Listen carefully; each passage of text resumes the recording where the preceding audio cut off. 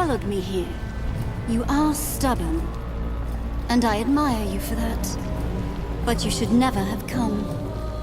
I have restored the Archons to life, just as I promised. You call them Archons? Their fire is cold and dark. Nothing like the other Archons I've met. No, they are not as they were. But they are bound to me, and they will follow my word. The Archons are not all that has returned. The power of creation still lives in this grove, and anything can be born anew. Even the creator gods themselves. Is she mad? She can't mean...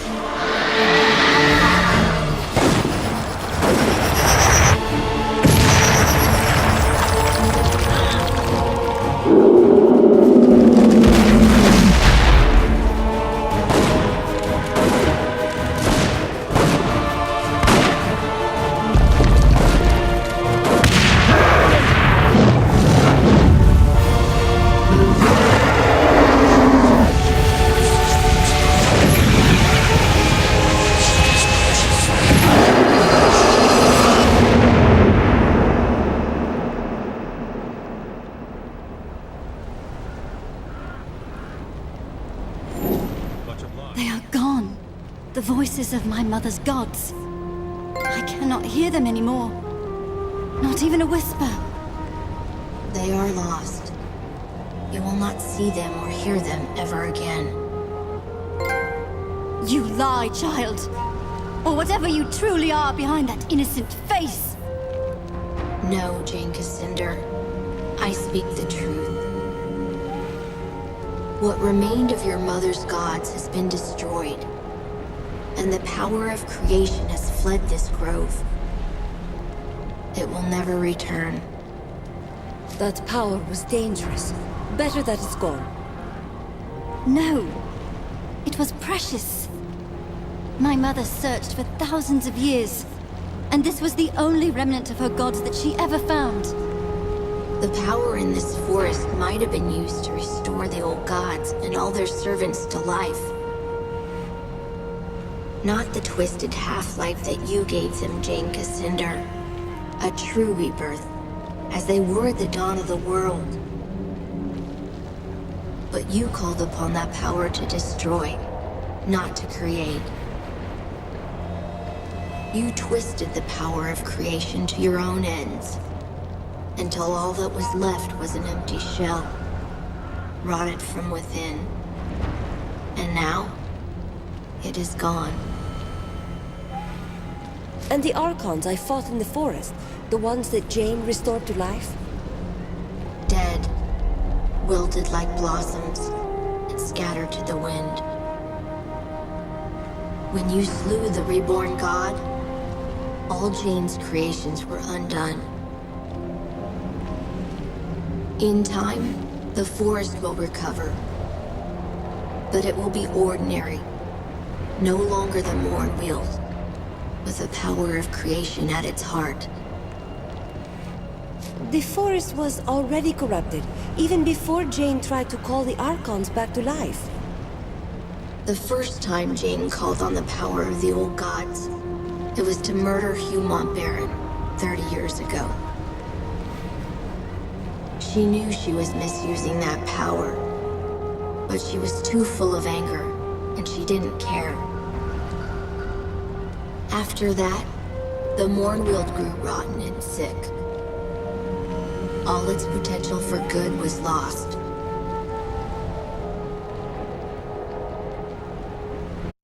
So the Archons that she called back to life were nothing but monsters. It was the same for the Creator God. The creature that you fought was shaped by Jane's fury and guilt. Guilt? Yes, Jane Cassandra. You can hide your remorse from yourself, but you cannot hide it from me. Why did this power respond to Jane and no one else? Jane's mother was first sister. When she died, her fire passed to Jane.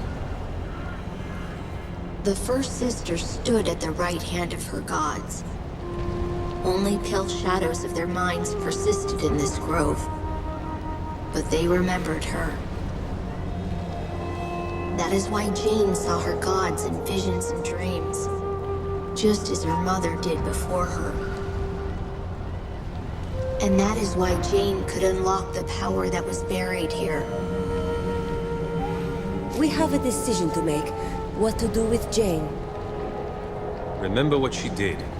Not only to my father, but to all the rest of the Legion too. It was her crime that started this. I expect no mercy from the Legion. Do as you like.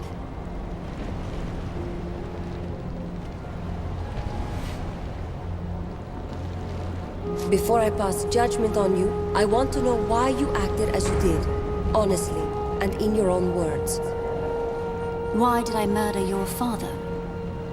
That is what you want to hear, is it not? I was young, full of anger. My own father was dead by the Legion's hand. So I raised an army. I swore to avenge him myself, if I had to carve my way through every chapter house in Ebb.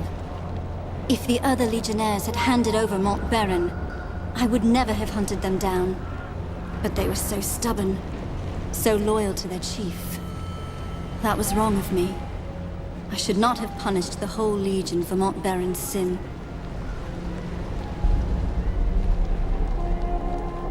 The Moonweald was sacred to your people, and especially to your mother. Why would you confront the Legion here? Montbaron lured me to this place. Somehow, he knew what I was. And he knew that this forest was sacred to me. He believed that I would never dare to strike him down. Not in the presence of my mother's gods. You're sorry for killing the Legionnaires, but not for killing Montbaron. I take no pride in the pain I caused you. But I am not sorry for the death of Hugh Montbaron. No, I would kill him again. He murdered my father, and I don't care what his reasons were. You asked for honesty. There you have it. You've told me why you destroyed the Legion, but why fight a war with the Queen? I will answer your question with one of my own. Do you believe that Rosalind would make a stronger queen than me? My father was a king, my mother a chief among her people and chosen of her gods. I have made mistakes, yes, but I know how to lead. And Rosalind, she has the heart of a lamb. Would you trust the rebuilding of this kingdom to a sheltered little girl? Rosalind is stronger than you think, and stubborn as well. Stubborn? Yes, I suppose she must be, to stand against me for so long. But she is still young and untested. You may think that she is strong, but she has never ruled in her own right. Now you expect her to rebuild a kingdom, with only a few scattered Legionnaires to help her. I warn you, that will be an even greater challenge than defeating me.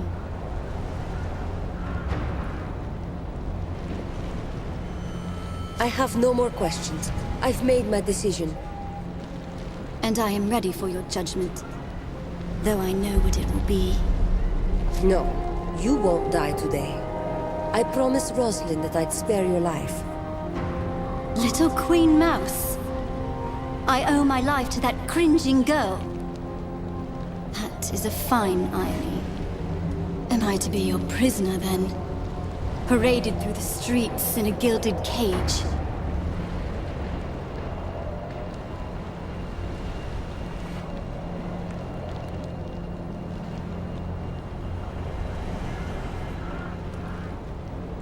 Atone for all the suffering you've caused.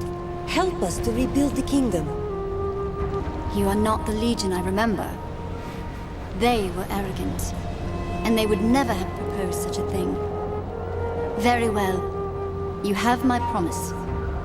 I will use what influence I have to help you heal this country. Let the war between us end. By those words, Jane Cassander, you are bound to the Legion now. It's over then. For now, you deserve a rest. But it may be short-lived.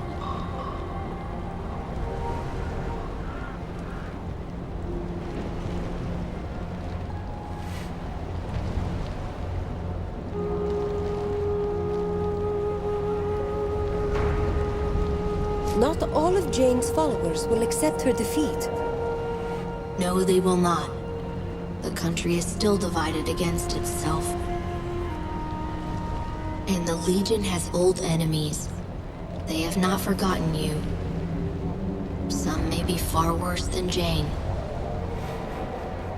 But you've shown yourself to be fair, as well as strong. Whatever happens, the people of Ebb will stand behind you. Time to leave, I think. Odo and Martin must be waiting for news. We part ways then. I will be watching. And one day, I will see you again.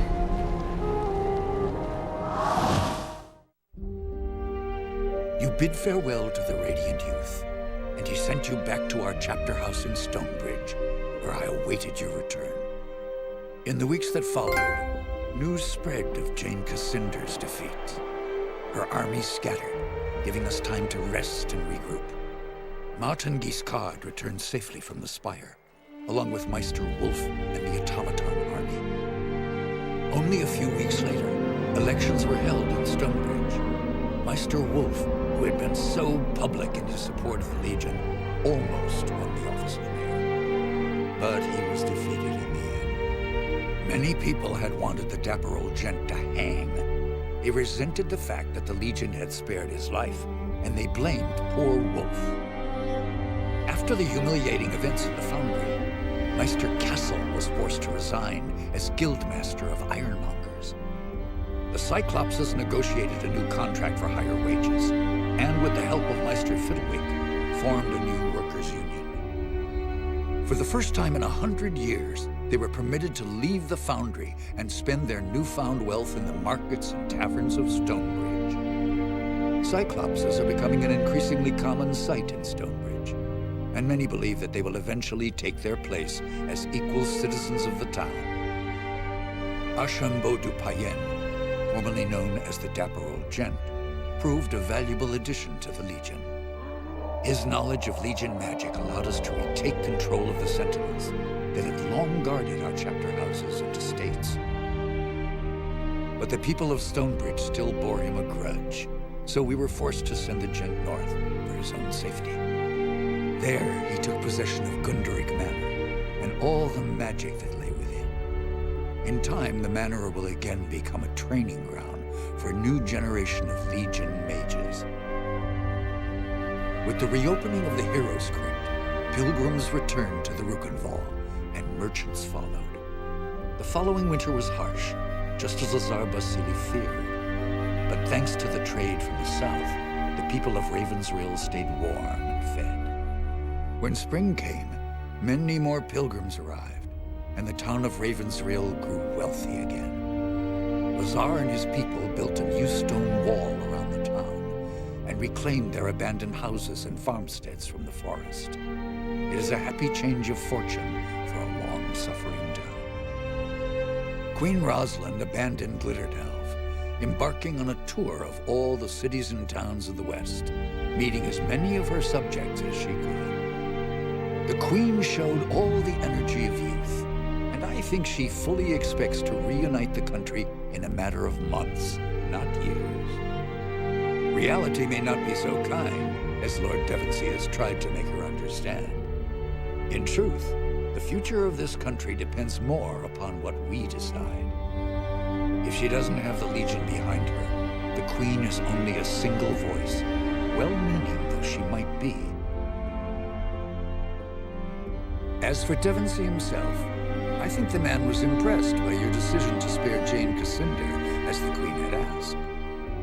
When he last visited Stonebridge, he spent a great deal of time in our chapter house.